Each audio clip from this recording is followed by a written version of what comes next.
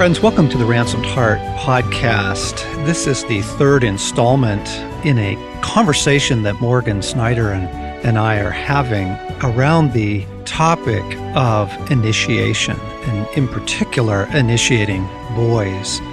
So aware that the conversation actually applies to the formation of human beings. Yes. God is initiating his sons and daughters as an ongoing reality. We are all being, how does Paul shape it, until we reach full maturity, right? Until he said, I'm in labor pains practically for you, my dear church, that he was discipling, until Christ is formed in you. And so the idea of a process and a progress of growth and maturity is something that plays out in every person's life, but we're using the particulars right now of boys, because boys don't just become men because they get older. Like, there isn't just some magic age at which now you're a man. Now it's happened. And oh my goodness, can so many men relate to that? I'm just feeling like there's so many young places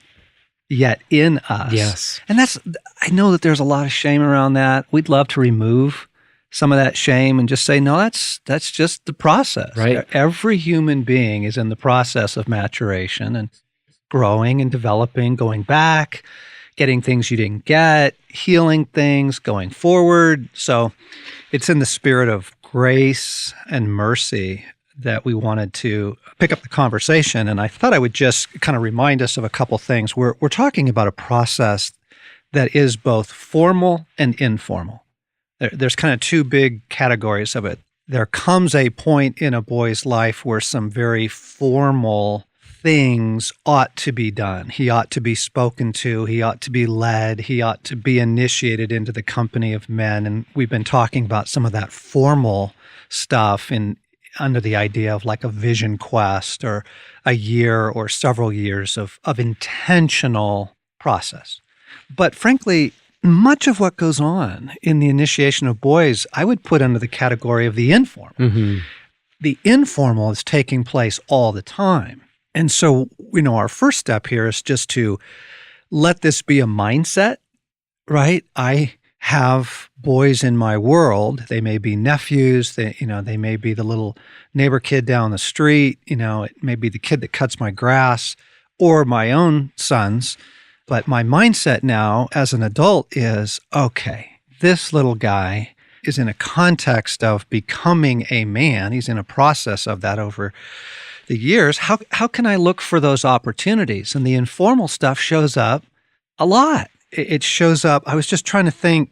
I think Luke was about 9, and he had tried a couple sports. He had done the youth soccer thing, which is, real popular among the very little ones. And it was okay, but it didn't click for him. And so he was looking for something else, and he wanted to try lacrosse. Mm-hmm.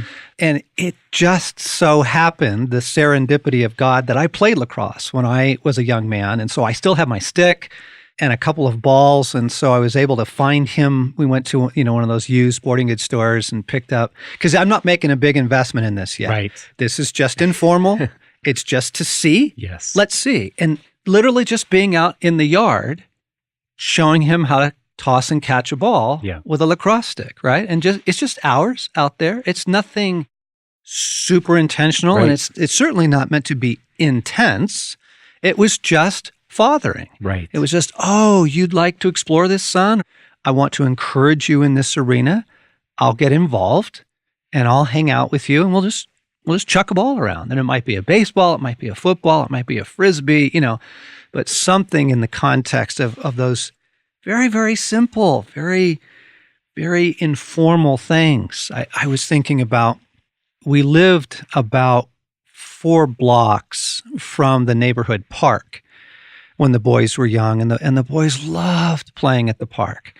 And so we would ride our bikes down, and they had little kid bikes, but there was a dirt path that you could take. You could go on the asphalt, but if you chose a different route, there was a dirt path that kind of went along the public drainage ditch. And to invite them onto that dirt path, I knew was this is an adventure. This is a new thing. This is a challenge. And that simple thing, well, then the dirt path became the preferred path. And then it became, how can we turn that into more of an adventure? So it's the little jumps and it's the racing and then over time, mountain biking got into the picture. So then we upgraded to actual mountain bikes and took it up a notch. But these things can begin so simple and so informal. You're just kind of looking for the opportunities, right? John, what I appreciate just hearing that story, what I hear you saying is it is a lens by which you see. Right. So there is a perspective that you have. And I think maybe with the word informal, the other word I'd add to it is response to God's initiation, right? That God, Scripture says, and this is where I have to put so much of my hope, is that the Father is always at work. Like the Father is very capable of initiating our sons, and therefore he's inviting us to respond to him. So it's not just taking the kids out to play, but it's looking through the lens of God is initiating my son, and he's inviting me to participate. And so that dirt trail becomes this adventure in initiation, but that we would have eyes to see. Bingo. And you're looking for the opportunities, right? Yep. You're looking for the things that pop up, right? The things that present themselves, right? And we're talking about outdoor activities and physical things, and as we made the case, that's where men learn for the most part. But it's when the speech comes up in speech class, and they're terrified, and it's okay. We have an opportunity to address fear and pray for courage, and then do what we can, to help foster that goes well. Yes. That speech and, public speaking is terrifying to most people, especially young students. And then if it doesn't go well, you're there to interpret. Yes. Right? The interpretation of failure is massive, right? In terms of whether or not it doesn't have to be a shaming or a damaging experience. Yes. Right? It can be a loving and kind of let's bounce back experience. So formal and informal, I think what we wanted to do today is mostly just tell some stories.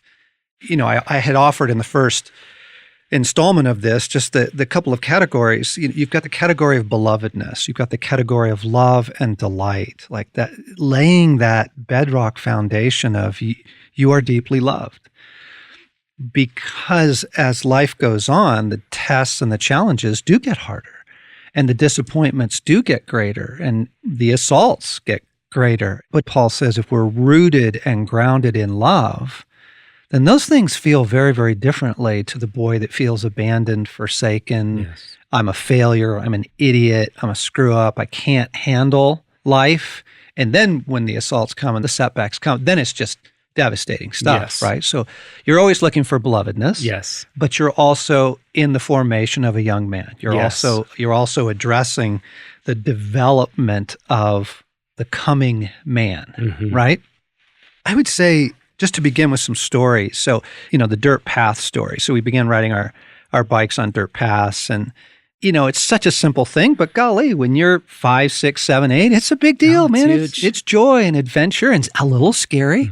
That's part of it. And then we upgraded to mountain bikes. And then, Morgan, you'll remember the first Moab trip. Oh, yeah. We as a father, one of the things that I was aware of is that my sons needed more than me.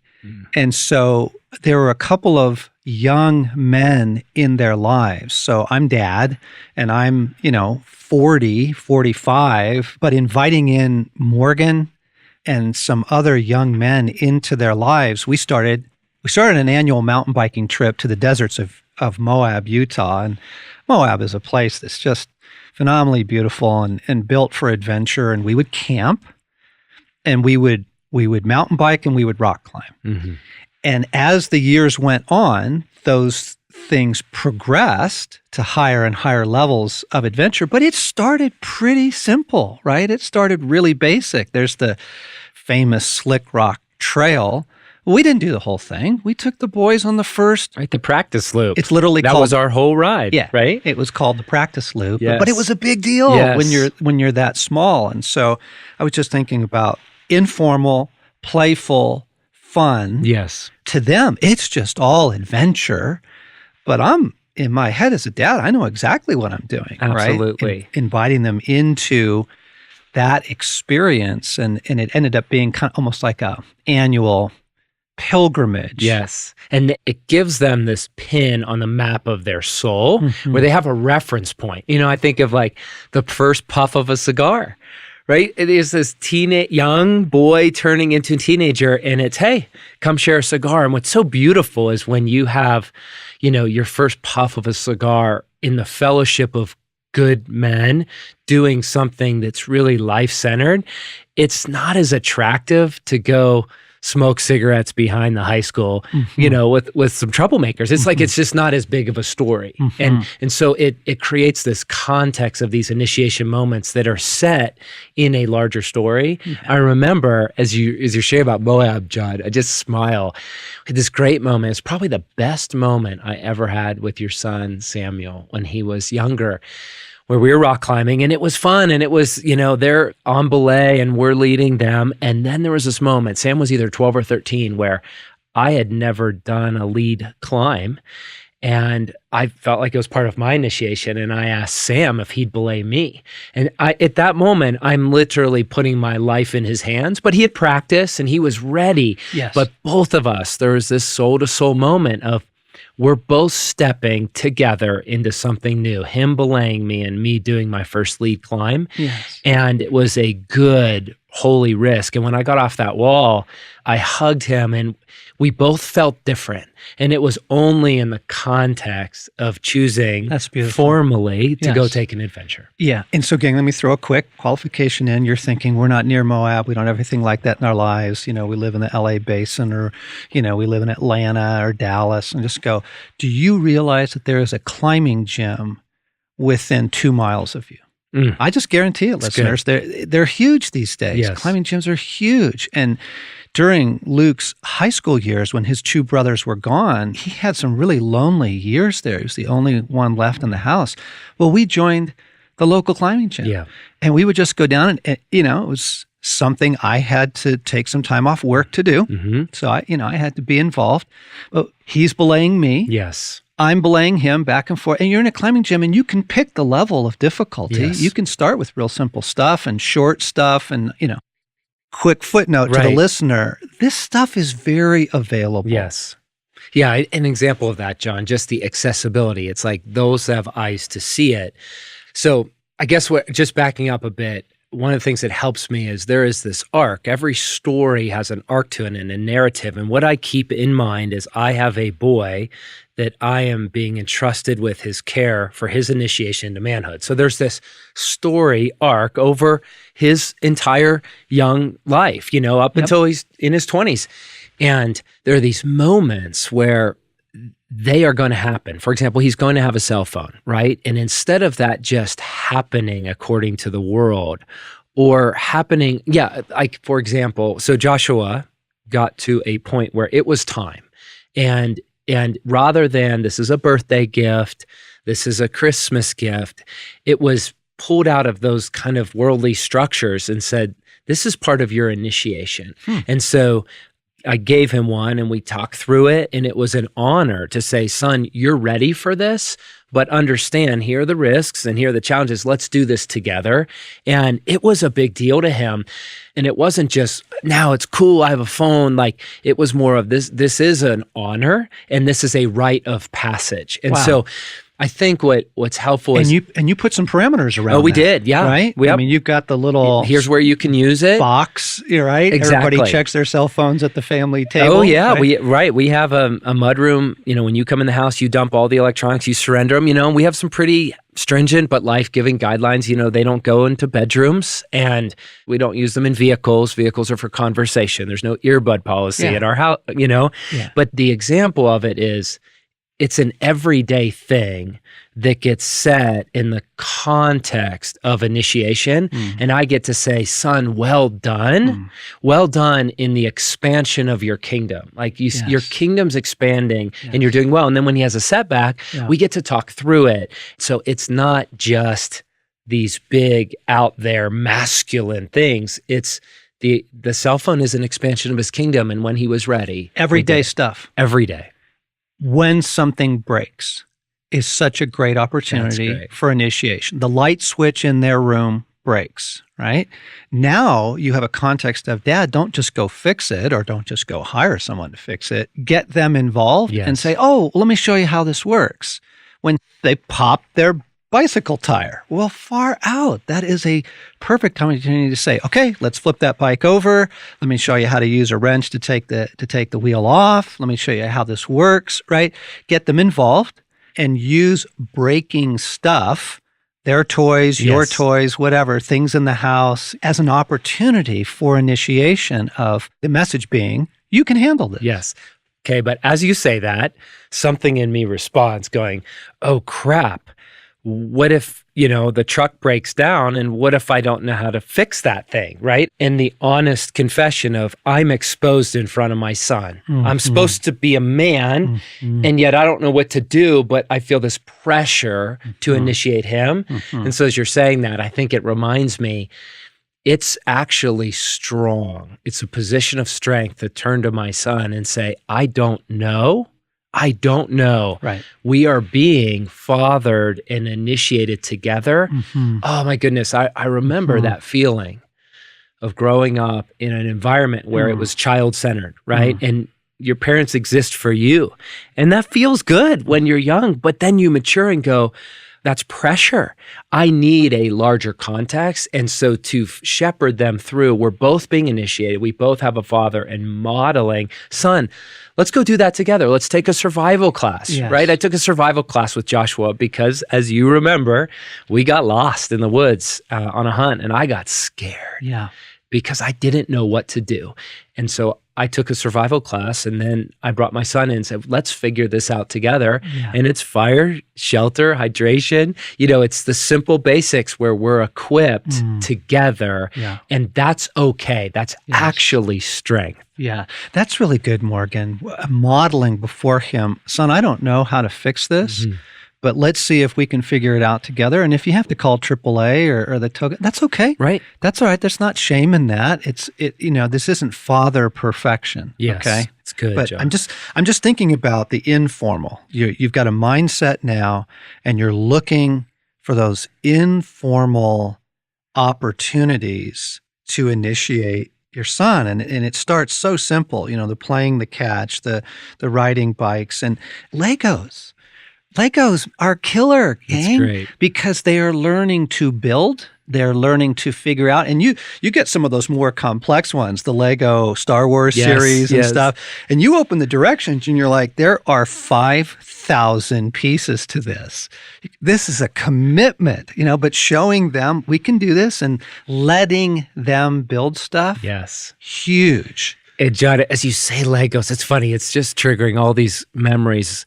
Like, I would work so hard to get a deal on a set of Legos. They're expensive when you want a set. And I remember my son would build them really quickly and then he was done. And he didn't want to build them again. I'm thinking, we just spent $48 on that battleship and like you're done with it. And it just reminded me like, it can't be about efficiency. It can't be. There are things in me that need to surrender to say that $48 was worth every bit. And just to be mindful, those moments require me putting my energy in believing this matters. This is good investment, albeit inefficient. And the celebration of you did it. Yes. You did it. Because one of the things we're building is we're building the confidence in competency. Right? So you want to teach them how to fix their bike. You want to teach them how to build Legos. You want them to succeed in these things. Yes. And I'm thinking about, the early stuff of letting them sit on your lap and steer the car, right? So you go to the Walmart parking lot 10 p.m. or you go to the supermarket parking lot on a night where it's pretty open, or you look for some space, you can go do that. And the little guy who gets to sit on your lap and steer the car or the tractor or the ride-on lawnmower or whatever. Oh my gosh, because they feel powerful. Yes. Right? And you want to build that sense in them of, I'm powerful. Yes.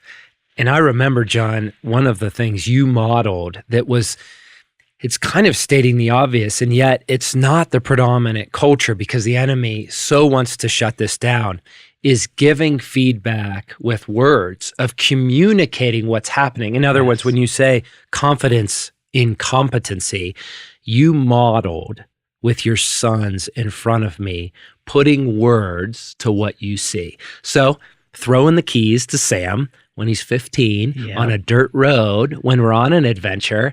And it was a good risk, right? It's a safe zone, but he drove. And then that night at the campfire, hey, son, well done driving us. You had our life in your hands and you did a great job. And so not only the experience, but I'm so aware as a dad, there are things in me that I see, but it's a discipline to say them, to put them out loud, because the enemy's constantly accusing and diminishing and stealing. That's good. Interpretation in words, affirmation. I would add, as another informal category, I hope you're letting them win, right? You're playing ping pong. I sure hope you don't crush them every time because of your issues. Like, you let them win.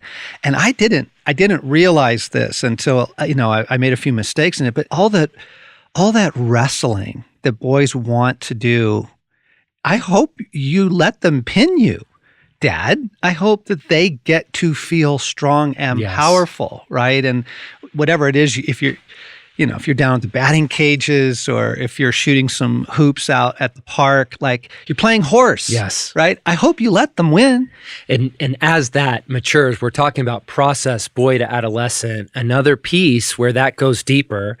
And John, again, I think of these stories, these beautiful moments where you said to me in a moment of pain in fathering, my children are not responsible for my happiness.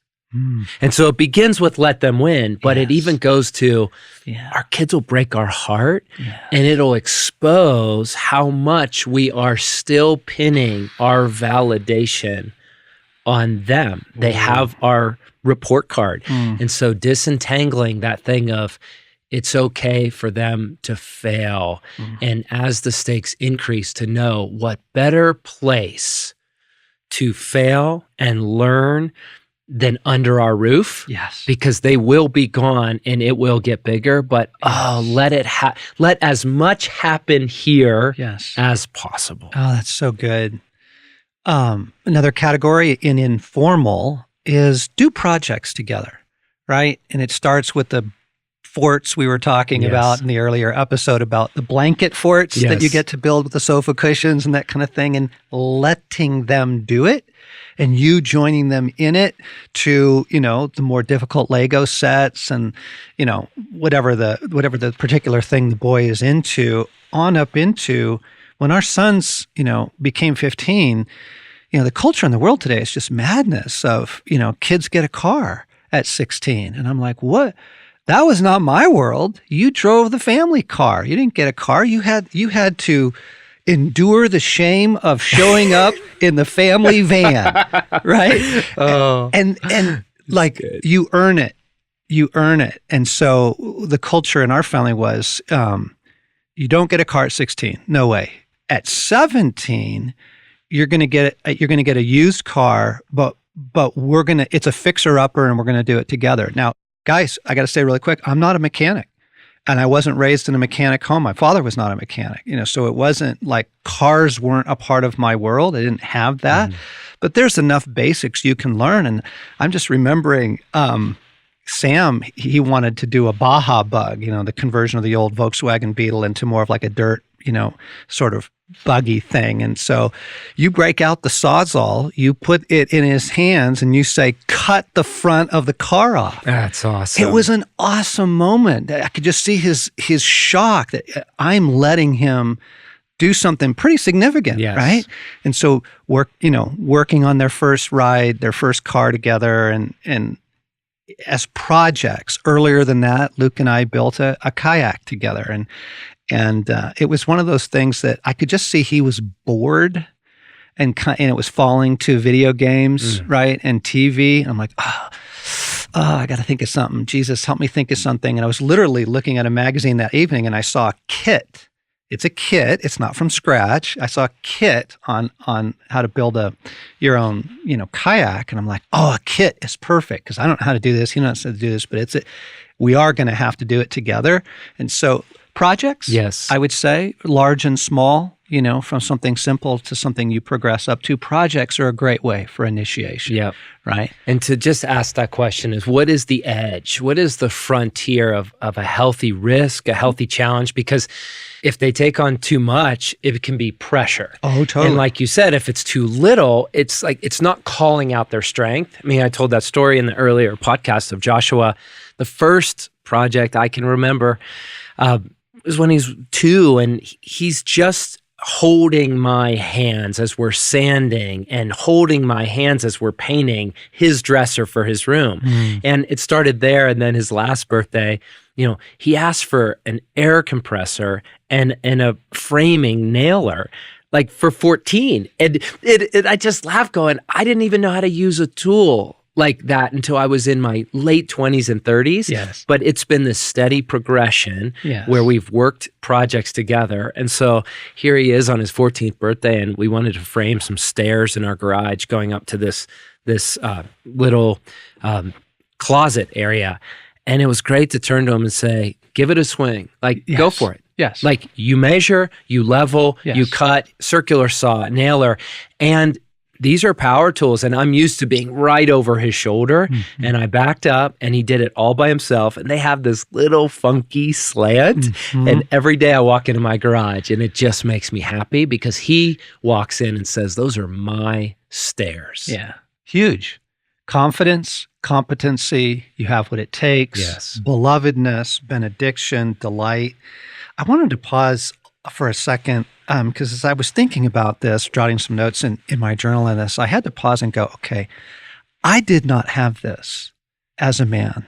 The man who wrote Wild at Heart grew up in an alcoholic home. And there were some pretty big missing pieces of my story, really big. My dad didn't teach me anything about money or budgets. He didn't teach me anything about girls. There were just some massive, massive missing things in my story. And so I started to look back to just go, well, where did it come from then? How did God step in and provide? And I'm thinking, there was a junior high teacher. That was really big for me. There was a high school teacher. He was huge in my life. I started looking back and seeing provision.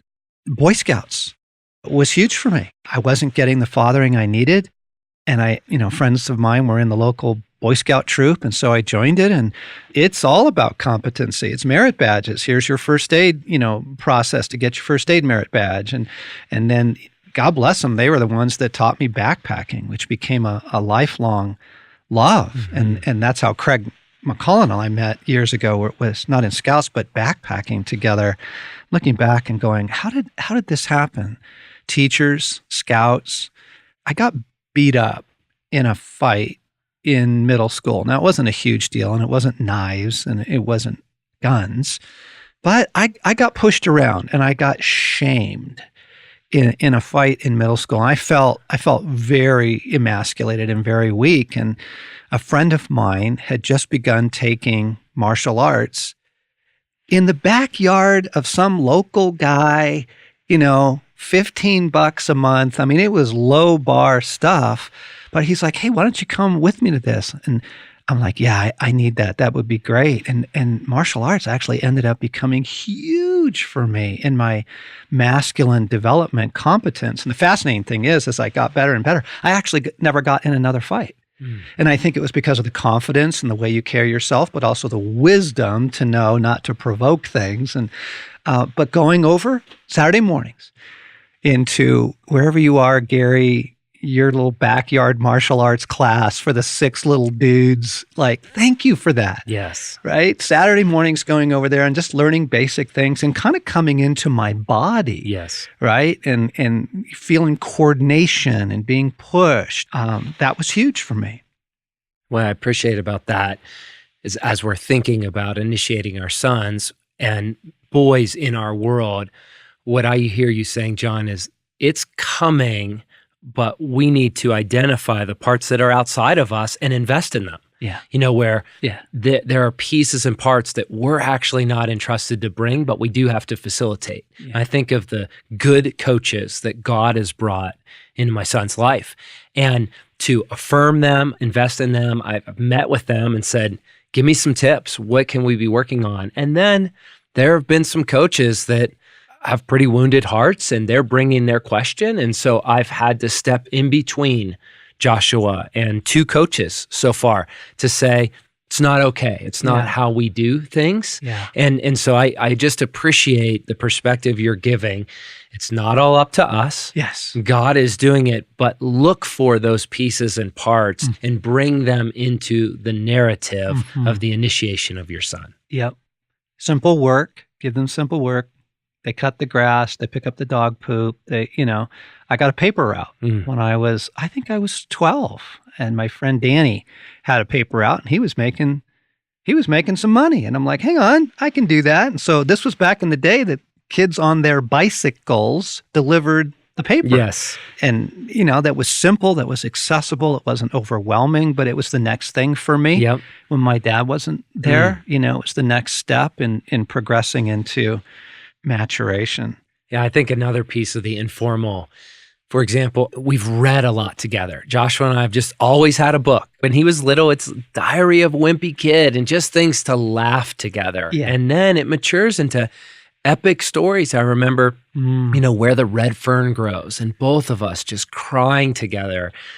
And now he's a young teenager, and now it's kind of transitioned to audio books a lot of the time on a road trip. So to and from an adventure or a sports practice. We have a very verbal culture, so we'll process the day and talk and pray. But sometimes when we just want to be together, we always have a couple books we're working on. And now we're going through Boys in the Boat. And that's an adult kind of masculine story, but I'm there to interpret. So we always have at our disposal a few great stories that are masculine, heroic, adventure, kingdom-breathed stories. And it's important to cultivate his curiosity of a larger story. That's good. And they're in their stories. The movies they love. Yep. The video games they want to play. I guarantee you it's in there, right? I want to be the hero. I want to be brave. I want to be true. I want to come through. I want to, level up, right? You want to win. And so you have the opportunity within their own stories to just bring interpretation to it. Morgs, as we turn the corner towards wrapping up this episode, you had a couple thoughts that I thought were really significant for lifting some of the pressure and also just giving the category of what did you want? Yeah, I think the first piece, just as I was reflecting on the first couple times in this series, John, is this question of like, where have I missed the mark first? Just to go to where, if I could do it again. And I'm just aware that, man, I've blown it.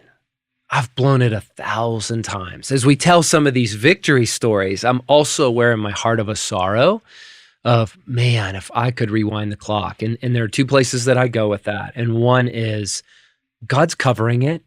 Like you said, we didn't have this, and yet we participated in some initiation. And so rest assuredly that God will prevail. Yes. And the other is just this honest look inward of, where did I miss the mark? And I know for me, John, a big one is I wish I would have been much quicker to own my stuff and say, son, I'm sorry. Yeah. Like, that wasn't about you. Yeah. That was about me. Yes. Like, I'm sorry. Will you forgive me? And to cultivate an atmosphere of being quick to own, quick to forgive. And I think under the pressure I put myself in, I was slow to do that on a lot of accounts. And so this podcast series causes me to ask the question, where have I missed the mark? Not in regret, but in an opportunity to move forward in deeper wholeness in connection with my son. Yeah, pursuing our own wholeness. Yes. Yeah, as part of this process. And then also just the idea, gang, what a simple way toward all of this is? Just ask yourself, what did I wish I had? Yes. As you look back on your childhood and youth, particularly young men as you look back on it, but also women as you're looking back, what do you wish you had? And then you can provide that or go look for it for your kids, right? So let me flip that back to you. So just kind of taking it all in, John, and distilling it and just wondering, in your story, what do you wish you had back there and back then? A culture of interpretation. Our family was not a talking culture. And so as my dad fell into alcoholism and as other things happened, financial issues in our family and stuff, the death of grandparents, significant things, it wasn't talked about. There was no interpretive conversation. And I just wish there was that. And if not from them, then again, from a loving teacher, a youth pastor, a neighbor who kind of pulls you aside and says, hey, things look kind of rough over there. What's going on, right? And you just provide some just conversation. Yeah. That's great. Interpretive context would have been huge. That's good. Friends, really hope you've been enjoying this series. I think we'll do one more installment in this on initiating boys. So you've been listening to part 3 in the series. Hope you'll come back to us next week. John Eldridge, Morgan Snyder on the Ransom Power Podcast.